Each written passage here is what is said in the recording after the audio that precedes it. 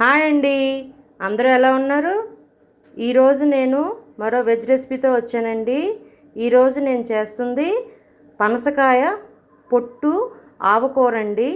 ఇది పనసకాయ పొట్టు అండి. ఇది చిన్న ముక్కలుగా తరిగి అమ్ముతారు బయట.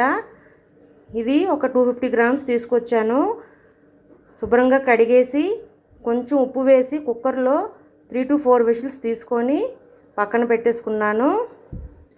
ఇది పేస్ట్కి నువ్వులు 2 టేబుల్ స్పూన్స్, ఆవాలు 1 టేబుల్ స్పూన్, జీలకర్ర 1/2 టేబుల్ స్పూన్, ఎండుమిర్చి నా కారం తగ్గట్టు 6 నుంచి 7 తీసుకున్నాను. చింతపండు 1 రమ్మ దాకా, మీ పులుపుకి మీకు ఎలాగ ఇష్టం ఉంటే 1 నుంచి 2 రమ్మల దాకా తీసుకోవచ్చు. ఇది తాలింపుకండి. ఆవాలు 1/2 టేబుల్ స్పూన్, జీలకర్ర 1/2 టేబుల్ స్పూన్, కరివేపాకు కొంచెం, ఎండుమిరపకాయలు 2 ముక్కలుగా కట్ చేసుకున్నాను, ఇంగువ. ఈ పేస్ట్ ఇప్పుడు ఈ ఆవాలు, నువ్వులు, జీలకర్ర, ఎండుమిరపకాయలు, చింతపండు కలిపి శుభ్రంగా గ్రైండ్ చేసుకుందామండి. మెత్త పేస్ట్ లాగా ఈ విధంగా మెత్తగా గ్రైండ్ చేసి పక్కన పెట్టేసుకోండి. ఇప్పుడు ఈ కుక్కర్లో 2 to 3 టేబుల్ స్పూన్ ఆయిల్ వేసుకున్నాను. ఆయిల్ మరిగాక ఆవాలు, జీలకర్ర, ఎండుమిరపకాయలు, కరివేపాకు, ఇంగువ ఇవన్నీ వేసేసి తాలింపు బాగా వేగాక మనం ఉడకబెట్టి ఉంచుకున్న ఈ పనసపొట్టుని వేసేద్దాం. ఈ పోపు వేగిపోయింది. ఇప్పుడు దీంట్లో మనం ఉడకబెట్టి ఉంచుకున్న ఈ పనసపొట్టుని దీంట్లో వేసేసి కొంచెం పసుపు వేసి ఒక 5 to 10 మినిట్స్ స్లో ఫ్లేమ్లోనే వేయించుకుందాం.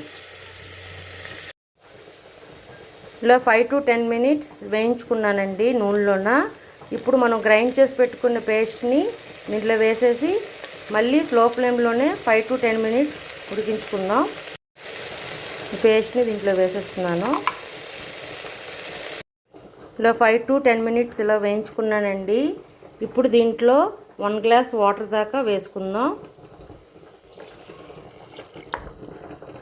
నాకైతే 1.5 గ్లాస్ వాటర్ పట్టింది.